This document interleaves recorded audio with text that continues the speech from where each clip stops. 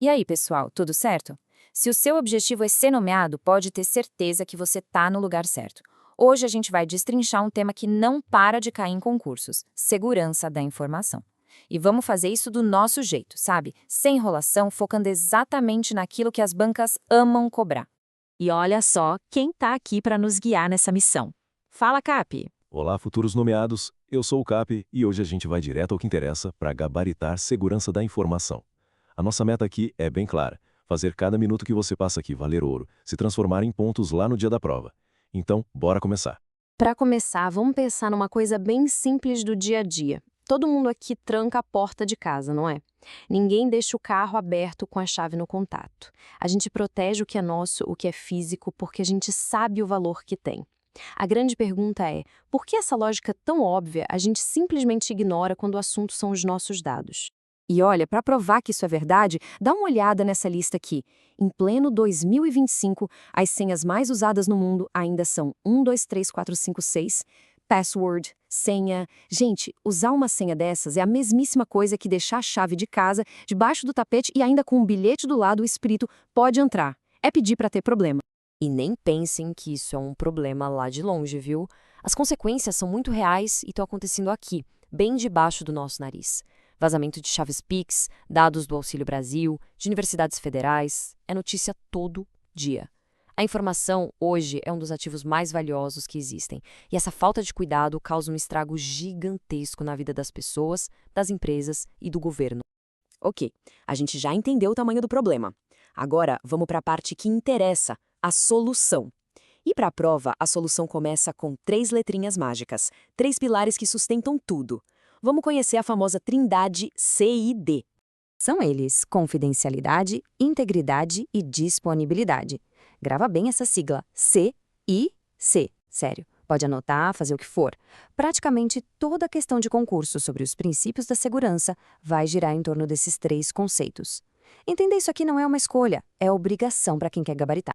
Começando pela confidencialidade. É bem simples. Pensa nela como o princípio do segredo. Uma informação confidencial só pode ser vista, ser acessada por quem tem permissão. Ponto final. É tipo uma carta lacrada, sabe? O conteúdo dela é só para quem vai receber. Se um curioso no meio do caminho consegue ver, pronto, a confidencialidade já é. Agora vamos falar de um pilar que, olha, as bancas são apaixonadas por ele: integridade. Então, atenção máxima aqui, porque isso despenca em prova. A integridade não está nem aí para quem leu a informação. A preocupação dela é outra. É garantir que a informação chegou do outro lado exatamente como ela foi enviada. Íntegra, completa, sem tirar nem pôr uma vírgula.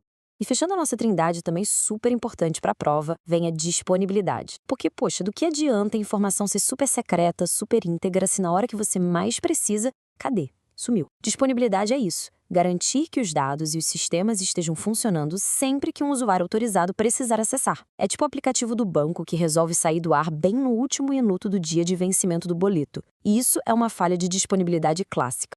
E aqui, pessoal, está um ponto que derruba muito candidato. Qual a diferença exata entre confidencialidade e integridade? Para nunca mais confundir, vamos usar o exemplo do carteiro. Ele é perfeito para isso. Pensa só, se o carteiro curioso bota a carta contra a luz e consegue ler o que está escrito, ele violou a confidencialidade. A informação era para ser secreta. Agora, se ele vai além, abre a carta, muda uma palavrinha e fecha de novo, aí o problema é outro. Ele violou a integridade. Entenderam a diferença? Isso é ouro para a prova. Beleza, então a gente já sabe que integridade é crucial. Mas, na prática, como é que um computador sabe que um arquivo não foi modificado no meio do caminho? Qual é a mágica? Não é mágica, é tecnologia. E o nome dela é função hash. E para entender o hash, acredite se quiser, a gente vai usar uma coisa do nosso dia a dia. O que raios um simples boleto bancário pode nos ensinar sobre segurança da informação? Parece loucura, mas faz todo o sentido. Dá uma olhada nesse boleto. Tá vendo aquele último número, geralmente separado dos outros? Aquele é o famoso dígito verificador. Ele é basicamente uma impressão digital matemática de todos os outros números da linha. Se você errar um único algarismo na hora de pagar, o que acontece? O sistema na hora avisa que está errado, porque o cálculo daquele dígito final não bate mais. O hash funciona exatamente com essa lógica, criando um resumo único para um bloco de dados. E para a prova, tem 3 propriedades do hash que você precisa saber de cor. Primeiro, ele é uma via de mão única, o famoso one-way. É fácil criar o hash a partir do dado, mas é praticamente impossível pegar o hash e descobrir o dado original. Segundo, o resultado tem sempre o mesmo tamanho. Não importa se o arquivo é só um oi ou a Bíblia inteira, o hash gerado vai ter sempre o mesmo comprimento.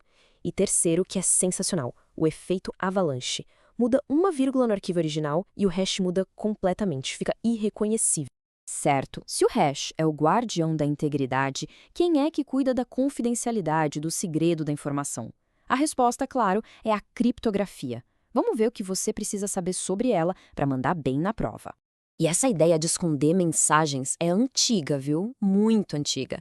A gente tem desde a cifra de César lá no Império Romano, que só trocava umas letras de lugar, passando pela complexa máquina Enigma, que deu um trabalho danado na Segunda Guerra, até chegar nos algoritmos super complexos que hoje protegem nosso Pix, nosso WhatsApp, tudo. O objetivo sempre foi o mesmo: embaralhar a informação de um jeito que só quem tem a chave secreta consegue desembaralhar. Agora, atenção, um conceito que sempre cai. Criptografia assimétrica. Funciona assim. Imagina que cada pessoa tem um par de chaves. Uma delas é a chave pública, que podemos pensar como um cadeado aberto. Eu posso distribuir cópias desse cadeado para todo mundo. Qualquer pessoa pode pegar meu cadeado, fechar uma caixa e me mandar.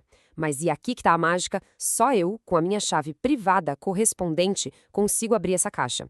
Ou seja, a pública tranca, a privada abre. Simples e genial. Bom, a gente já falou de proteger a informação de ser lida ou alterada. Mas e quem pode chegar perto dela para começar? É aí que entra o controle de acesso, outro tema quentíssimo de prova, que define quem pode fazer o que dentro de um sistema. Esse processo todo é dividido em 3 passos, numa sequência bem lógica. Primeiro, vem a identificação. É o sistema perguntando: "Oi, quem é você?" E você digita seu usuário. Depois, a autenticação. O sistema desconfia e fala: "Ah, é? Então prova." E aí você coloca a sua senha.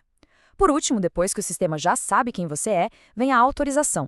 Ele olha para você e decide: beleza, sendo você, o que você pode fazer aqui dentro. É isso que libera ou bloqueia as funções para cada um. Identificação, autenticação e autorização, nessa hora. Ufa, chegamos na reta final, pessoal. Agora é aquele momento de ouro. Vamos juntar tudo que a gente viu num resumo final, daqueles para revisar na véspera da prova e não errar mais nenhuma questão sobre isso.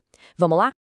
Então, para não esquecer de jeito nenhum, a base de tudo, os 3 pilares, C, I, D. Confidencialidade, integridade, disponibilidade. Falou integridade na questão? A primeira coisa que tem que vir na cabeça é hash. Falou em confidencialidade, a palavra-chave é criptografia. E para fechar com chave de ouro, 2 conceitos que as bancas adoram. Autenticidade prova quem é o autor da informação, e o não repúdio, que também chamam de irretratabilidade, garante que esse autor não pode negar que foi ele. É a prova definitiva. E é isso, com esse mapa mental, a gente fecha nosso intensivão. De verdade, parabéns por ter ficado até aqui, por ter investido esse tempo nos estudos. Cada conceito que a gente revisou é mais um passo firme na direção da sua nomeação. Eu, em nome do CAP e de toda a nossa equipe, queria agradecer demais, de coração, a todo mundo que é inscrito no canal. É o apoio de vocês que nos dá gás para continuar criando esse material, sempre focado em ajudar na conquista daquele cargo público tão sonhado. Muito obrigada. E aí, curtiu? Esse conteúdo ajudou? Então não esqueça de deixar aquele like, que ajuda demais o nosso trabalho a chegar para mais gente que está nessa mesma batalha. Se ainda não é inscrito, clica aí em inscrever-se no canal Serei Nomeado para não perder nada. E o mais importante, use os comentários. Diz pra gente qual o próximo tema que você está precisando de uma força, a gente está de olho. Um grande abraço e até a próxima.